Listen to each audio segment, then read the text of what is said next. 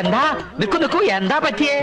ഒന്നും പറയേണ്ട തിരുമേനി. വയറ്റുവേദനയ്ക്കുള്ള മരുന്ന് മാറ്റി കൊടുത്തിട്ട് ഇപ്പൊ ആള് തട്ടിപ്പോയെന്നാ തോന്നുന്നത്. ഓ മെഡിക്കൽ കോളേജിലേക്ക് കൊണ്ടുപോവാ. ഈ സഹോദരരെ അവിവേകം കാണിക്കല്ലേ. മെഡിക്കൽ കോളേജിൽ എത്തുമ്പോഴേക്ക് ഇയാളുടെ അസംബ്ലി പൊളിയില്ലേ. സിദ്ധാശ്രമത്തിലേക്ക് കെട്ടിയെടുക്കൂ, ഗുരു ഉണ്ടല്ലോ അവിടെ. അങ്ങോട്ട് കൊണ്ടുപോവാ. ഈ യുക്തിവാദികളൊക്കെ ഉണ്ടല്ലോ തെരഞ്ഞു പിടിച്ച് തല്ലുകയാ വേണ്ടത്. ദൈവമില്ല, അമാനുഷികമായ ശക്തിയേ ഇല്ല എന്നൊക്കെയാണല്ലോ ഇവിടെ പ്രചരണം. ഇതുപോലെ മരിച്ചുപോയ ഒരാൾക്ക് വീണ്ടും ജീവൻ കൊടുക്കാൻ ഈ യുക്തിവാദികളെ കൊണ്ട് പറ്റൂടോ? താനെന്തിനാ എന്റെ അടുത്ത് ചൂടാവുന്നേ? ഞാനെന്താ യുക്തിവാദിയാ? MBBS അത്ര MBBS എന്താ കാര്യം? അവന്റെ വൈദ്യശാസ്ത്രം തോറ്റെടുത്ത് സ്വാമി കുഞ്ഞികൃഷ്ണാനന്ദയുടെ ദൈവശക്തി വിജയിച്ചില്ലേ?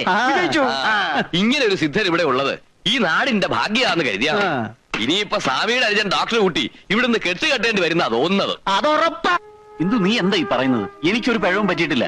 ഞാൻ അയാൾക്ക് കൊടുത്തത് വെറും ബെറാൾഗന. അത് കഴിച്ച് ആരും ബോധം കെട്ട് വീണ ചരിത്രവും ഇല്ല. പിന്നത് ഇങ്ങനെ സംഭവിച്ചു? എനിക്കെങ്ങനെ അറിയാം? ഈ പൊതുജനം കഴുത തന്നെയാ. ഒരു കൊലപാതകയെ നോക്കുന്ന പോലെയാണ് ആളുകൾ ഇപ്പൊ എന്നെ നോക്കുന്നത്. എനിക്ക് ഇഷ്ടമില്ലായിരുന്നു ഇവിടെ പ്രാക്ടീസ് തുടങ്ങാൻ. അച്ഛന്റെ ദുരഭിമാനത്തിന് വഴങ്ങിക്കൊടുത്തതാണ് അബദ്ധമായത്. ഈ വല്യേട്ടൻ എവിടുന്നോ ആരുടെയോ വരം കിട്ടിയെന്ന് പറയുന്നത് നേര് തന്നെയാണോ? നിനക്കെന്താ വട്ടുണ്ടോ? അങ്ങനെ വരം കിട്ടി ചികിത്സിക്കാമെങ്കിൽ ഈ ലോകത്തുള്ള മെഡിക്കൽ കോളേജുകളോ ആശുപത്രികളോ ഒക്കെ അടച്ചുപൂട്ടാലോ. തട്ടിപ്പാ, വെറും തട്ടിപ്പ്. ആ ബോധക്ഷയക്കാരൻ എനിക്ക് സംശയമുണ്ട്. ചിലപ്പോ ഇതൊരു ഒത്തുകളിയാവും. അയാളെ മാത്രമല്ലല്ലോ, ദിവസേന എത്ര പേരെയാ വല്യേട്ടൻ ചികിത്സിക്കുന്നത്? അങ്ങനെ മുഴുവനും ഒത്തുകളിക്കാൻ പറ്റുമോ? എന്തോ എനിക്കൊരു എത്തും പിടിയും കിട്ടുന്നില്ല. ഞാനിനി എന്ത് ചെയ്യുന്ന? ഉണ്ണിയേട്ടൻ മനസ്സ് വിഷമിപ്പിക്കാതെ. കുറച്ചു ദിവസം കഴിയുമ്പോ എല്ലാം നേരെയാവും. വെളുക്കുമ്പോ തൊട്ട് അച്ഛൻ ഇപ്പൊ വല്യേട്ടന്റെ ആശ്രമത്തിലോട്ട് നോക്കി ഒരേ ഇരിപ്പാ.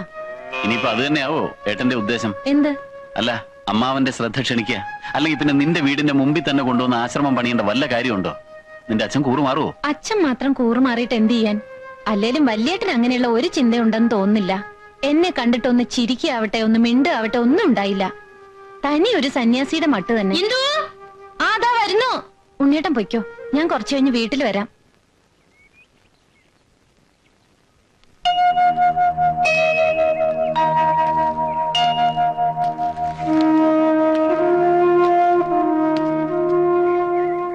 ഉണ്ണിയില്ലേ?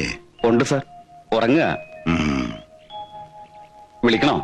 വേണ്ട, ആരും വരാണ്ടായി. ഒരു മുறை വന്നൊരു പാതായ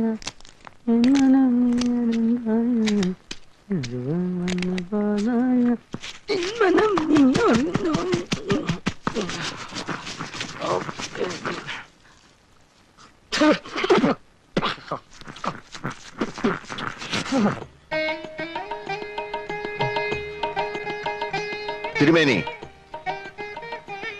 ഈ സാധു പ്രാണിക്ക് തീ പൊള്ളുന്ന പനിയാണ്. നമ്മുടെ ക്രോസിനാദി വടകം റെഡിയായോ? ക്രോസിനാദി വടകം റെഡി ആയിക്കൊണ്ടിരിക്കണു. 6 നേരം വിഴുങ്ങാനുള്ളത് എടുത്തു കൊടുത്തോളൂ. അടിയൻ. 2 നേരം കഴിച്ചാൽ തന്നെ പനി മാറും. എന്നാലും മരുന്ന് നിർത്തണ്ട. ഈ ക്രോസിനാദി വടകം എന്ന് പറയുന്നത് 17 പച്ചമരുന്നുകളുടെ ഒരു അപൂർവ സംഗമ. ഒരു കാര്യം മറക്കണ്ട, പരമാനന്ദ ഗുരുവിനെ മനസ്സിൽ ധ്യാനിച്ച് വേണം സേവിക്കാൻ. എഴുന്നേറ്റോളൂ. അടുത്ത ആള് വരൂ.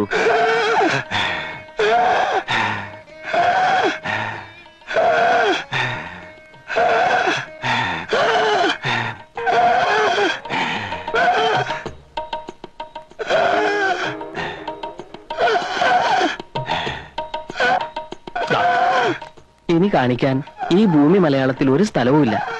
ഓരോ മരുന്ന് കഴിക്കും തോറും വലിവ് കൂടാന്നല്ലാതെ കുറയണില്ല. കുറയില്ല. മുജ്ജന്മ ബാബ, ഇപ്പോഴെങ്കിലും ഇവിടെ എത്തിയത് ഭാഗ്യായി. ഞാൻ ഏറ്റു.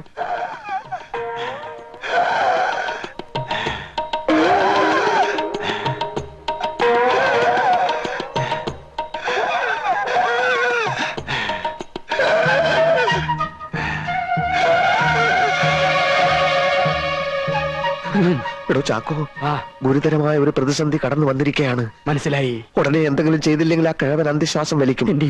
നമ്മുടെ ആസ്പ്രിനാദി വടകവും ജലൂസിലാദി ലേഹ്യവും ഒന്നും വിലപ്പോകുന്ന ലക്ഷണമില്ല.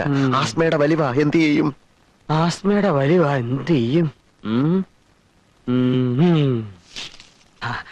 ആടലോടകത്തിന്റെ ഇലയോടൊപ്പം കുറച്ച് വിക്സും കൂടി അരച്ചു കൊടുത്താലോ? എന്നിട്ട് ആളെ കൊല്ലാനോ? വിക്സ് പുറത്തല്ലോടെ പറഞ്ഞിട്ട് അതകത്ത് കഴിക്കാനുള്ളതാ. ഒന്ന് പരീക്ഷിച്ചു നോക്കാം. ഏറ്റ ആസ്മാക്കാരെയൊക്കെ നമ്മുടെ വരി നിർത്താലോ? ഏറ്റില്ലെങ്കിൽ കെട്ടും കെട്ടി സ്ഥലം വിടുകയും ചെയ്യാം. ഇതുവരെ ഉണ്ടാക്കിയെടുത്ത പേര് എന്ത് വില കൊടുത്ത് നിലനിർത്തിയേ പറ്റൂ. അലമാരി കുറച്ച് ബ്രാൻഡ് ഇരിപ്പുണ്ട്. അതിലൊരു പെഗ് എടുത്ത് അതിൽ കുറച്ച് വിക്സ് മിക്സ് ചെയ്ത് കൊടുത്താലോ? നിർത്തണം. തനിക്ക് വിക്സിന്റെ ഏർപ്പാട് മാത്രമേ അറിയൂ. ചൂടായതുകൊണ്ട് കാര്യമില്ല. ഈ വേഷമൊക്കെ വലിച്ചു വാരി കേട്ട് ആലോചിക്കണം ഇങ്ങനെയൊക്കെ ചെയ്യേണ്ടി വരും. താനും വലിച്ചു കയറ്റിയിട്ടുണ്ടല്ലോ ഒരിക്കലും ചേരാത്തൊരു വേഷം. ഒരു കാര്യം ഞാൻ പറഞ്ഞേക്കാം, ഈ ചാക്കോ ഇതുവരെ അന്തസ്സായിട്ട് ജീവിച്ചിട്ടുള്ളൂ. ആൾക്കാരുടെ മുമ്പിൽ വെച്ച് അടിയൻ സാമി എന്നൊക്കെ ഞാൻ പറയും. അത് താനൊരു താപ്പാക്കരുത്. ഈ ബിസിനസ്സിൽ 40% എനിക്കും 60% ലാഭം തനിക്കുവാ. ആ നിലയ്ക്ക് താൻ സ്വന്തമായിട്ട് ആലോചിച്ച് എന്താ വേണ്ടെന്ന് ചെയ്യ്. അല്ല പിന്നെ ചാക്കോ, ഒരാപത്ത് വരുമ്പോ കൈയൊഴിയരുത്. താനൊരു കാര്യം ചെയ്യ്. ആ ബ്രാൻഡിയിൽ കുറച്ച് ചൂടുവെള്ളം, ചുക്ക്, കുരുമുളക്, ഏലക്ക ഇതൊക്കെ ചേർത്ത് അയാൾക്ക് കൊടുക്ക്. ഇതിലും ഭേദം കുറച്ച് രസം വെച്ച് കൊടുത്താ പോരെ? താൻ പറഞ്ഞത് ചെയ്താൽ മതി. എന്തായാലും ദോഷമൊന്നും വരില്ല. ആൽക്കഹോൾ അല്ലേ. എന്നിട്ട് അയാളോട് നാളെ വരാൻ പറയും. അയാൾ വരുമെന്ന് തോന്നുന്നില്ല. കാരണം അയാൾ ഇന്ന് തന്നെ കാലിയാവും. താൻ വരാൻ പറയടോ. എന്തിനാടോ? അതിന് വേറെ വഴിയുണ്ട്. എന്ത് വഴി? ഈ വലിവ് തുടങ്ങിയിട്ട് എത്ര കാലായി? കുറച്ചു കാലായിട്ടുള്ളൂ. കൊറേ കാലായി. ആ ഇത്തിരി കോംപ്ലിക്കേറ്റഡാ, സാരമില്ല. ഈ ഗുളിക ഒരാഴ്ച കഴിച്ചാ മതി, ശരിയായിക്കോളൂ. Thank you doctor. ഈ പിള്ളവാദം, ആമവാദം, സ്തംഭിതവാദം, രക്താർബുദം, ഗുന്മൻ, ആന്ത്രവായു, ക്ഷയം, കുഷ്ഠരോഗം എന്നിവയ്ക്കുള്ള മരുന്ന് കൂടി ഒന്ന് കുറിച്ച് തരൂ doctor. What nonsense you are talking? Hey, കുടുംബാംഗങ്ങൾക്ക് ഈ ജാതി അസുഖങ്ങൾ ഉണ്ടായാൽ പ്രാഥമിക മരുന്നുകൾ കൈവശം ഉണ്ടെങ്കിലേ ഇത്രയും ദൂരം വരാണ്ട് കഴിയാലോ അല്ലേ? കൺസൾട്ട് ചെയ്യാതെ എങ്ങനെയാ മരുന്ന് കുറിച്ച് തരാൻ പറ്റുക? അത് ഡോക്ടർ ഞങ്ങളെ സഹായിച്ചേ പറ്റൂ.